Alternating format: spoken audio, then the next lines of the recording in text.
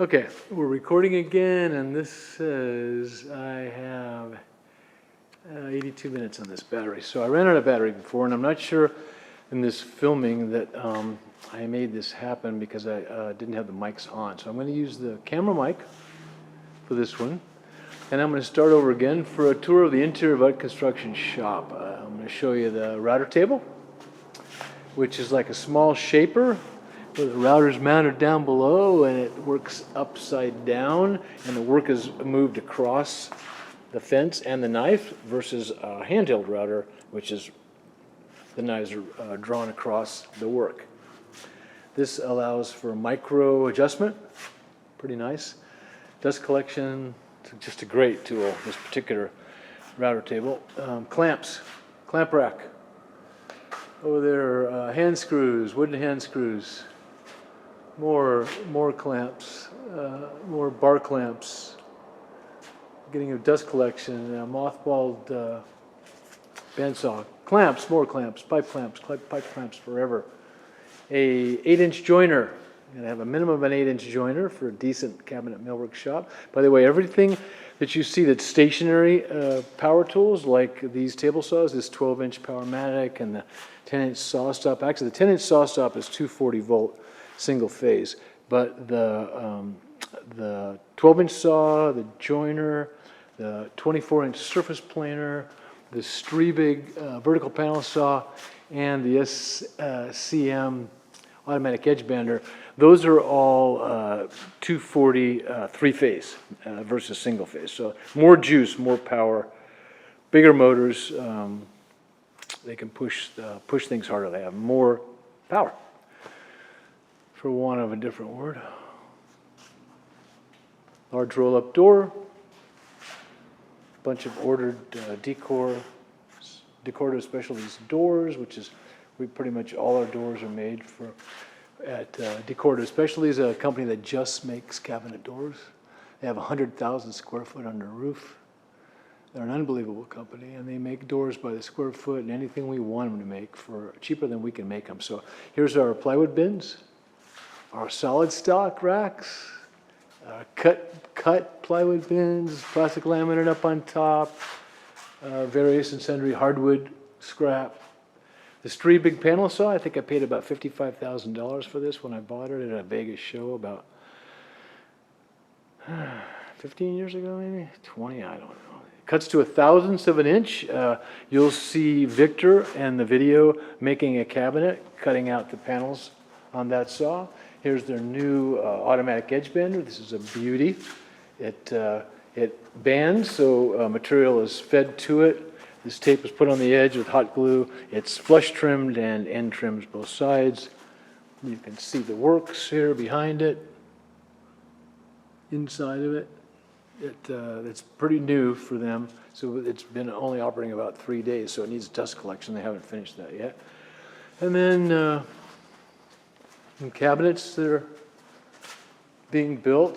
That's a paneled finished end on a bookcase.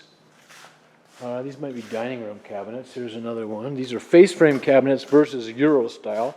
We built a Euro style box, so that's got a face frame on it over the casework, which is the plywood box. And these are unfinished birch because they're going to be painted versus a pre-fin maple, which is a typical cabinet stock, like kitchen cabinets and the like, where the interiors are pre-finished.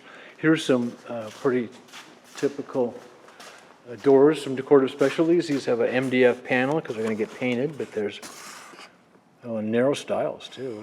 Wow.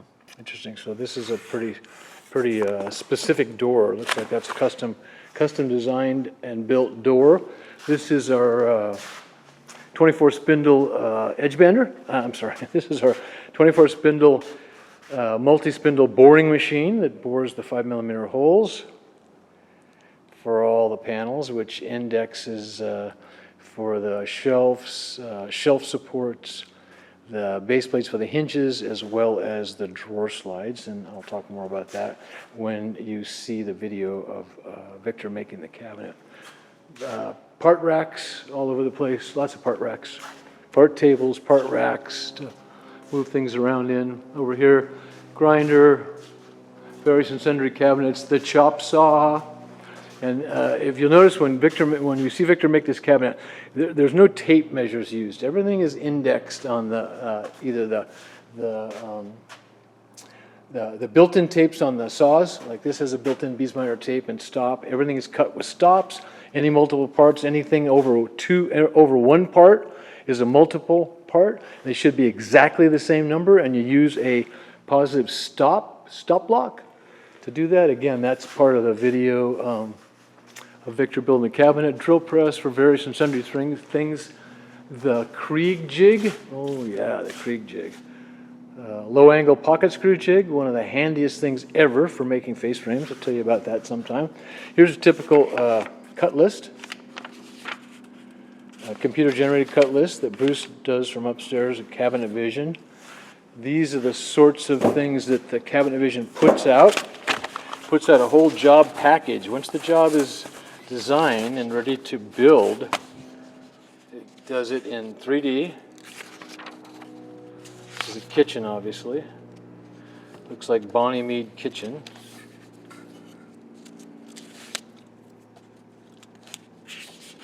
Gives elevations of the various walls. Breaks down the walls and numbers the cabinets. That's vanities.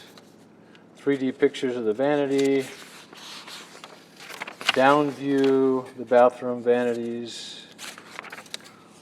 This looks like maybe what the upper, yeah, it's the dining room cabinets. Those cabinets right there and right over there are the upper cabinets. I don't think the base cabinets are built yet for this job right here.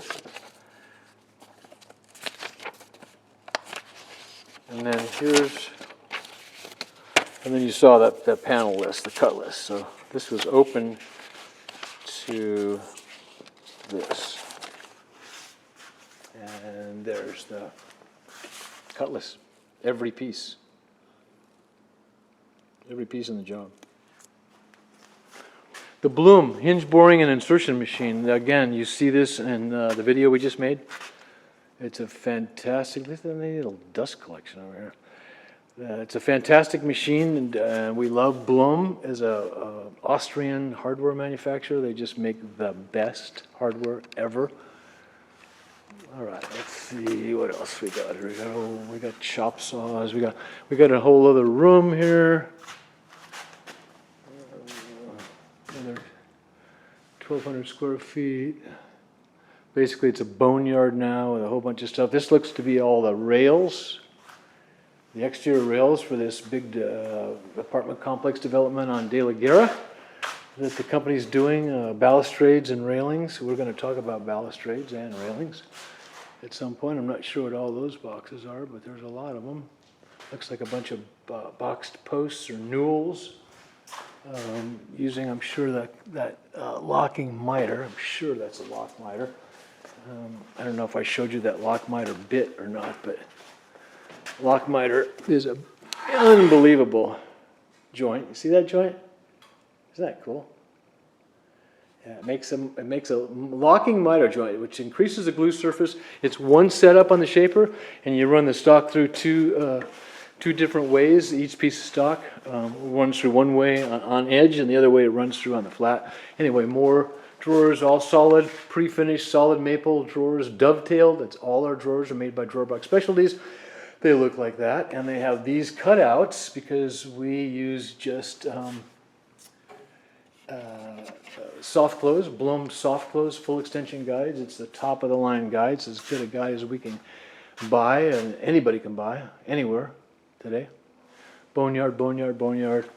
And again, just different and various sundry storage and sample doors, etc. So let's get out of here. Let's go up, show you the offices, and then we'll go. Okay, so these stairs, I did talk about these before. I bought this building in 1988, and when I did, I evicted the guy that was in here, Steve Sheftick of Woodcrafters. This was he had a mezzanine built. You can see some of where the joists were. We tore all that down. It was just one big empty building, and then I built up the mezzanine for offices above, which we're going to show you. And the first thing I did is I pulled my truck in here, And I made a dimension drawing, and I cut listed, and I built this staircase. And I got a guy to help me, and I hung this staircase and walked up it and started working on the offices. So that was in 1988, and now it is what it is today. I sold the company 5 years ago, and they were just remodeled the offices. They really did a nice job. This is the accounting office. Looks like they haven't, Krista hasn't hung all the pictures yet, but this is where the accounting software is, and all the billing and stuff like that happens, and job costing. Here's, I'll put these skylights in to take advantage of the natural, the exterior skylights. These are interior skylights. There's the conference room, conference table. Needs flooring, needs a threshold. This was my office. This is now Bradley's office. Has ambient light. I love getting a window. I put this window in myself. But here's some of my awards. Builder of the Year award. The year I retired. Builder of the Year. Builder of the Year.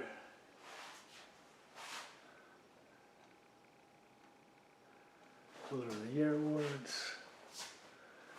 Drafting table. Takeoff table. View down into the shop. Pretty cool, huh?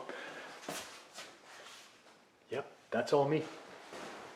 Hasn't been me for 5 years, but it's still me. Bruce's office. Bruce's office, very nice office. Love this office. That's cool. He's got a window to the outside. Also an interior skylight, takes advantage of the exterior skylights. Huh? There's a bicycle in here. Yeah, nice, huh? This is where cabinet vision happens. It's where all the cabinets are built on that screen right there. Takeoff's done on that table. I think I built that table. I built that table too. Okay, we're gonna walk downstairs and we're gonna turn off the lights and we're gonna go. Okay? We're gonna go. UD Construction, guys. Virtual shop tour. And we've also got a little bit more of a tour with the cabinet being built by Victor Lima. We'll show you cut listing and how a lot of these tools are incorporated into the building of casework and or cabinets, and how doors are hung and all that stuff. So I'm going to edit this, and hopefully it'll be up on YouTube, and we'll see you later, gang. CT114.